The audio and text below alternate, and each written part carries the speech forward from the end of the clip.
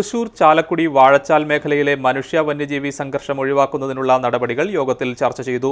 വനത്തോട് ചേർന്നുള്ള പ്രദേശങ്ങളിലെ ജനജാഗ്രതാ സമിതി രൂപീകരിച്ച് പ്രതിരോധ പ്രവർത്തനങ്ങൾ കൂടുതൽ കാര്യക്ഷമമാക്കണമെന്ന് യോഗം നിർദ്ദേശിച്ചു.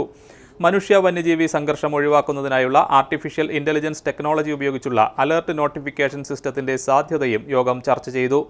കൃഷി വകുപ്പിൽ നിന്നും RKVY പദ്ധതിയിൽ ഉൾപ്പെടുത്തി ജില്ലയിലെ ഫോറസ്റ്റ് ഡിവിഷനുകളിലെ കൃഷിമേഖലയിലേക്കുള്ള മനുഷ്യ വന്യജീവി സംഘർഷം ഒഴിവാക്കുന്നതിനായി സോളാർ ഫെൻസിംഗ് ഒരുക്കുന്നതിന് 153.3 ലക്ഷം രൂപ ഒന്നാം ഘട്ടമായി അനുവദിച്ചിട്ടുണ്ട്.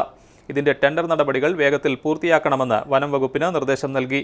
വനം വകുപ്പിനോടൊപ്പം തദ്ദേശ ജനപ്രതിനിധികളെ ഉൾപ്പെടുത്തി ജനകീയ സമിതി രൂപീകരിച്ച് സോളാർ ഫെൻസിംഗിന്റെ മേൽനോട്ട ചുമതല ഏറ്റെടുക്കണമെന്നും യോഗം നിർദ്ദേശിച്ചു.